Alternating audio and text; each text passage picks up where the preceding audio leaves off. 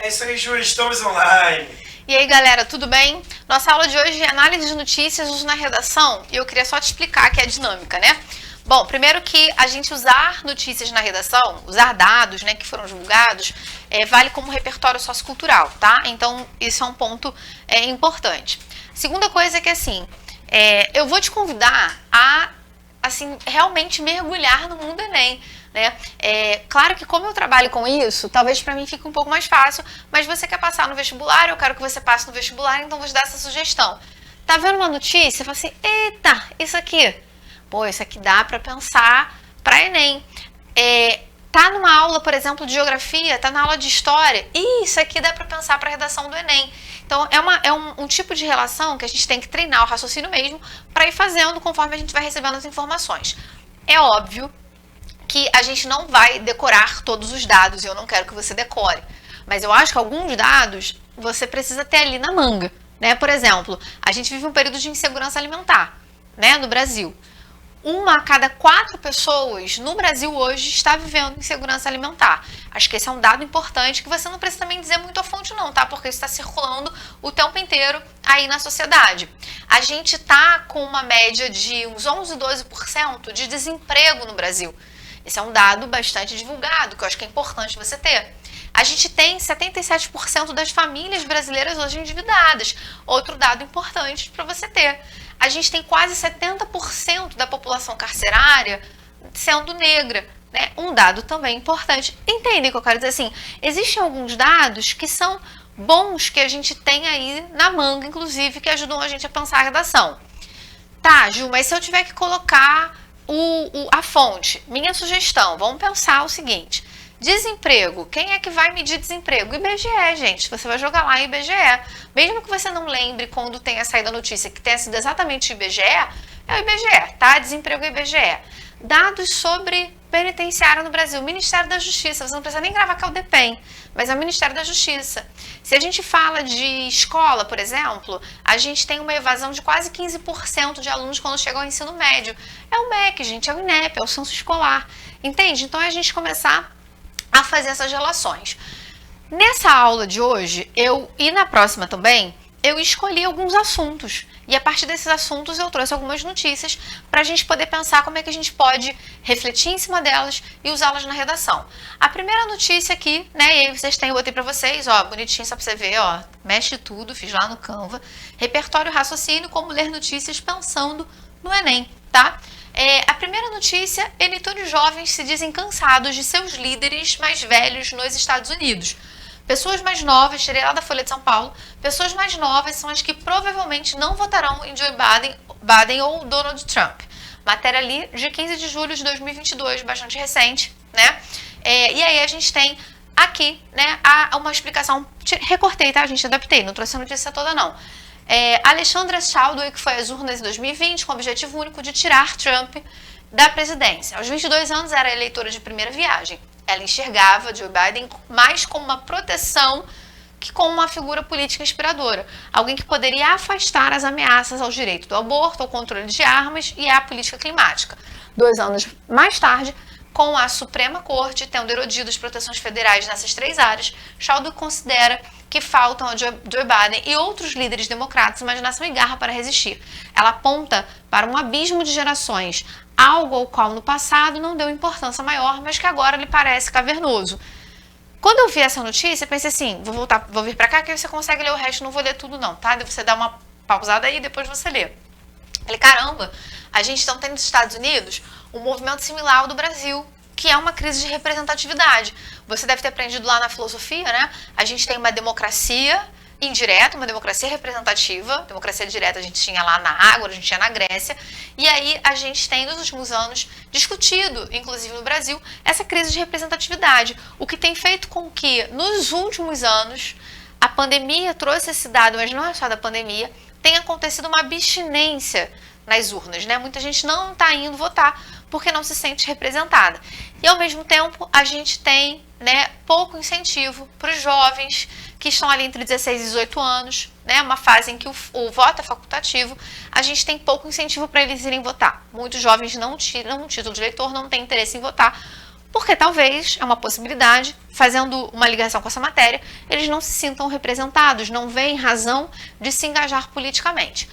No entanto, e aí é o ponto que eu queria mostrar essa virada de chave, porque ao ver aquela matéria sobre os Estados Unidos, na mesma... Deixa eu voltar aqui que a animação deu ruim de novo, agora foi.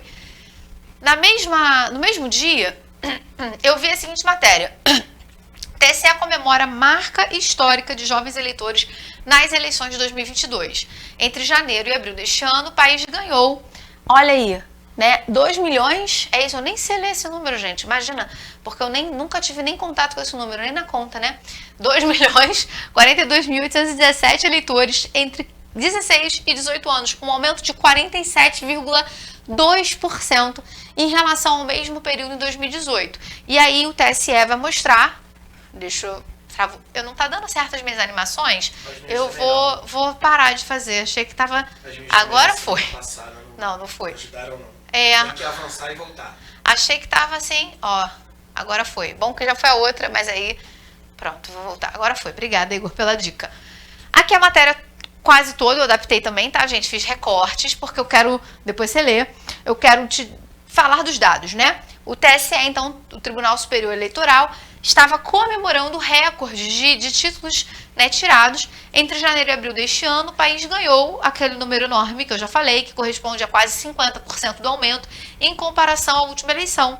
Esse número representa um aumento de 47,2% em relação ao mesmo período em 2018 e de 57,4% em relação aos 4 primeiros meses do ano em 2014. As ações da Justiça Eleitoral realizadas durante a Semana do Jovem Eleitor, entre os dias 14 e 18 de março, se refletiram nos números. E aí, Fachin vai dar lá as explicações e tudo mais. Então, o que a gente teve, inclusive, ó, vou descer um pouco, ele fala assim, em março deste ano, o Brasil contou com o ingresso de 522.471 novos eleitores de 16 a 18 anos. Em abril, esse número foi para 991. Jovens com primeiro título, um salto de 89%. Eu não sei se você tentou tirar o título ou se você entrou no site do TSE próxima à data de encerramento da retirada do título. Eu entrei porque eu fui mudar o lugar de votação da minha mãe. Eu tinha mudado o meu, fui mudar o da minha mãe. Então o site, inclusive, estava até travado, porque a galera estava tirando pra caramba. Você deve ter acompanhado a Anitta fazendo campanha, né? Os artistas fazendo campanha, enfim.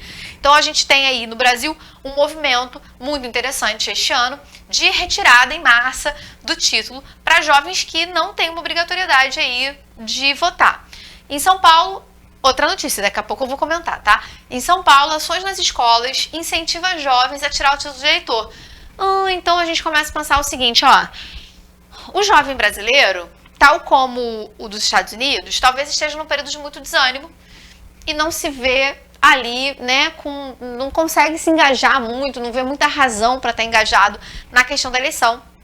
Mas ao mesmo tempo, quando a gente tem algumas ações, né, seja campanha de artistas, seja nas escolas, a gente pode ter bons resultados, né, em relação a isso. Então talvez a gente esteja falando sobre a necessidade de a gente discutir mais política. Vou te trazer uma informação, talvez você não saiba. A gente tem nos últimos anos, né, muitos movimentos querendo censurar, né, o professor para que não discuta política e tal. Mas quando fazem campanha, quando fazem pesquisas com o público, com a população brasileira, a maioria das pessoas fala que deve ser discutido na escola, devem ser discutidas questões políticas e questões relacionadas à educação sexual, ou seja, a população brasileira majoritariamente entende a importância de levar essas discussões, né? Eu bati um negócio agora aqui, tá ligado o microfone, não tá? Meu microfone? Ah, tá. Enfim, né? A sociedade quer que sejam discutidas essas coisas. Bom, foco aqui dessas matérias. Participação dos jovens nas eleições, né? Seja lá nos Estados Unidos, seja aqui no Brasil. Lá nos Estados Unidos é facultativo o voto, né? Tá ligado nisso? E aí, por ser facultativo, a gente tem algumas questões, né? Porque, como o voto é facultativo, você não tem, assim, uma eleição num domingo, igual aqui, né? E aí, se a pessoa não é liberada para votar, o voto é facultativo, então, o que acontece lá? Né? Não sei se Igor está por dentro desse assunto, até para me ajudar, porque pode ser que eu esteja falando uma informação errada, mas o pouco que eu sei é que o que acontece na prática é que afro-americanos e descendentes de latinos têm mais dificuldade para votar, né? Porque estão trabalhando, não são liberados para votar, o voto é facultativo, E aí você tem sempre as mesmas pessoas votando nas pessoas que representam. Olha que coisa, né? Teve uma campanha, agora não vou lembrar o estado, gente, dos Estados Unidos. Uma mulher negra fez um trabalho bizarro, assim, com a comunidade para convencer as pessoas a votarem. Ela tinha um cargo lá, né, importante, e foi tentar fazer esse trabalho de conscientização, porque para aquelas pessoas, de fato, assim, não fazia sentido votar, né? É um pouco do que a gente discutiu na aula de questões sociais. A gente tem, então, um país cuja jurisdição, a organização, não contempla todas as pessoas que estão ali, então as pessoas não veem sentido em fazerem parte daquilo que é chamada festa de democracia, né? Essa democracia burguesa que a gente tem. Enfim, o Igor, como tem sido o engajamento dos jovens? Primeira coisa que eu me pergunto, é isso, a ideia é te... Não que você fosse fazer as mesmas perguntas, é só te dizer que a gente pode fazer uma leitura dessas notícias tentando dialogar com as notícias, né? Então, deixa eu voltar a vir para cá. Como tem sido o engajamento desses jovens? E um outro ponto que eu fiquei pensando, qual a relação disso com o comportamento da sociedade de maneira geral? Eu tento pensar, inclusive vou te dizer por que eu falo da sociedade. A gente gosta muito, aí eu tenho que lembrar da Negra Lee, com o Charlie Brown, esqueci, Chorão, cantando, né? Eu vejo na TV o que eles falam sobre o jovem não é sério, o jovem no Brasil nunca é levado a sério. Eu trabalho com jovem há quase 15 anos, né? Eu comecei a trabalhar jovem com jovem, então era um momento que eu tinha ali 21, 22 anos dando aula, né? E aí, conforme o tempo foi passando, eu continuo com a minha percepção de que, cara, vocês são muito... Não dá pra falar palavrão aqui, mas vocês são muito bizarros. Minha mãe não deixa falar palavrão, por isso que eu não falo. Vocês são muito potentes, vocês têm uma capacidade de transformação social muito grande. E aí o que eu quero comentar? Eu sei que é a aula de análise de notícias, mas eu não me aguento, tenho que comentar a minha percepção, a minha hipótese explicativa. A sociedade sabe da potência dos jovens. E por saber da potência transformadora dos jovens e ter receio de que vocês jovens possam mudar determinadas estruturas sociais que garantem privilégios, o que eles fazem o tempo todo é dizer que vocês são alienados, que vocês são egoístas, que vocês são superficiais, que vocês não são engajados, que vocês isso, que vocês aquilo. Só que, cara, se a gente for reparar, muitas coisas que falam que seriam especificidades de vocês, na verdade é algo que está na sociedade de maneira geral. Então, eu costumo dizer assim, cara, a gente fica dizendo lá que o jovem da pós-modernidade é efêmero. Gente, a sociedade está assim. O jovem alienado, tá bom, o tiozão que tá mandando fake news no WhatsApp tá de boa, tá entendendo as coisas pra caramba, né? Também tá alienado, né? O jovem egoísta. Que mensagem a escola está mandando, que mensagem a família está mandando? Eu, como educadora, sempre falo isso, assim, cara, a gente senta enfileirado, você vê a nuca do seu colega, você faz trabalhos individuais, você faz prova sozinho. É premiado como melhor aluno. É premiado como melhor aluno. Então, a própria escola te forma para essa sociedade estruturada de maneira liberal, em que o que importa é o indivíduo, não a estrutura que ele está inserido e as relações que ele pode estabelecer com a coletividade, né? E aí depois vão dizer pra você que você é egoísta, sabe? Então, tipo, né? Entende o que eu quero dizer? Só que é muito... Eu acho que existe uma estratégia aí de enfraquecer a potencialidade dos grupos de juventude, muitos jovens engajados em movimentos sociais, muitos jovens sensíveis às questões do país, a necessidade de a gente romper com as segregações, de inclusão de todas as pessoas. Então eu preciso dizer que vocês, a sociedade precisa dizer que vocês não sabem, que vocês, não sabe o que está falando, né, imaturo, enfim, porque é uma forma de enfraquecer, né, vocês. Sobre essa questão de engajamento é muito legal a gente perceber o movimento da Anitta, conscientizando os jovens a tirarem o título, como isso repercutiu. E como isso depois movimenta uma estrutura de poder no Brasil que vai atacá-la diretamente. Porque a Anitta, ela é uma situação importante para conscientizar, para engajar os jovens. E como ela acaba abalando a estrutura de poder no país e ela passa a ser odiada. Alô, Honório Gurgel. Eu acho a Anitta um gênio. Acho que assim... O Igor tá lembrando a questão do título de eleitor. Eu acho que você faz um movimento bem parecido com o que a gente faz na análise do discurso. Que é assim... Quando ela é odiada, a resposta que vai para ela violenta, ela diz muito mais sobre a força que ela tem, né, do que sobre outra coisa. Então, por isso você precisa ter uma resposta violenta. Essa semana, a gente está vendo a Anitta se manifestar dizendo que não é a favor do Partido Trabalhador. Só que o que ela consegue fazer?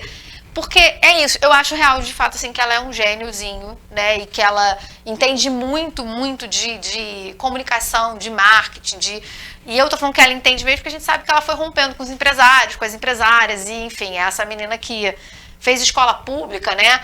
Não sei se vocês têm uma entrevista, vi recentemente uma entrevista da mãe dela, falando que a mãe dela não pôde mais pagar colégio particular e falou assim pra ela, você vai pro público, mas eu vou continuar pagando curso de inglês. E a Anitta foi estagiária na Vale, né? Tem toda uma parada aí. Enfim, o que ela fez esta semana, recentemente, né? Pra vocês, quando vocês forem assistir. O que a Anitta fez?